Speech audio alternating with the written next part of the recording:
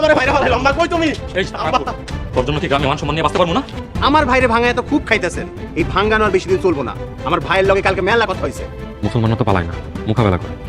ভাইজান যান বাঁচানি খরচ, আপনি যান। বাপ বেটি মিলা মাসে 2-2.5 লাখ টাকা কামাইতে পারে, আর আমাগো হাতেও 3-3.5 লাখ টাকা তো থাকাও। হ্যালো বন্ধুরা, আজকের এপিসোডটা দেখার পর সত্যি বলতে মাথা ঘুরে যাওয়ার মতো অবস্থা। বদ সুরত সুরত নাটকের ২৭ নম্বর পর্বে এমন এক ভয়ঙ্কর সত্য সামনে এসেছে যা হয়তো অনেকে কল্পনাও করেননি। আপনি কি আগে থেকেই বুঝতে পেরেছিলেন এই টুইস্টটা? না বুঝে থাকলে ভিডিওটা শেষ পর্যন্ত দেখুন, কারণ আজকের রিভিউতে আছে সব কিছুর গভীর বিশ্লেষণ। তো বন্ধুরা, ২৭ নম্বর এপিসোডে আমরা দেখতে পাই বদরুল যে বিল্ডিংটি এত গর্ব করে তৈরি করেছে সেটি আসলে তার নিজের নয়, এটি তার ভাইয়ের জমির ওপর তৈরি।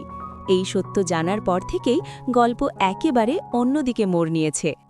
এখন প্রশ্ন হচ্ছে, এই বিষয়টি সামনে আসার পর বদরুল কি বড় কোনো সংঘর্ষের মুখে পড়বে? আর তার স্ত্রী মায়া, সে কি এবার চুপ থাকবে, নাকি তার দ্বিতীয় স্বামীর প্রতি হওয়া অন্যায়ের প্রতিশোধ নিতে সামনে এগিয়ে আসবে? অন্যদিকে জামালের গল্পটাও কিন্তু কম উত্তেজনাপূর্ণ নয়।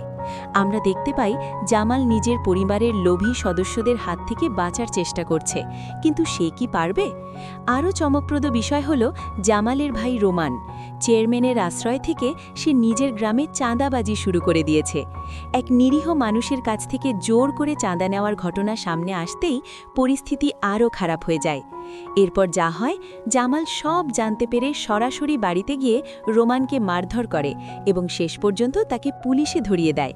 শুধু তাই নয়, সে রাস্তায় নেমে চাঁদাবাজির বিরুদ্ধে প্রতিবাদ মিছিলও করে।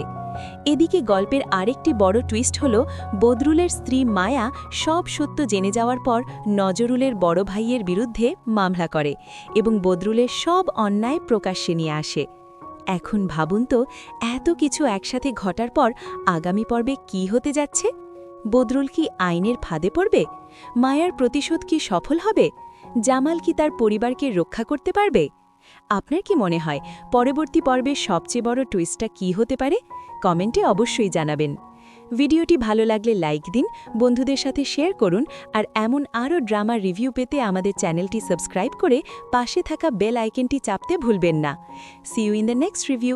ততক্ষণ পর্যন্ত ভালো থাকুন, নাটকের সাথে থাকুন।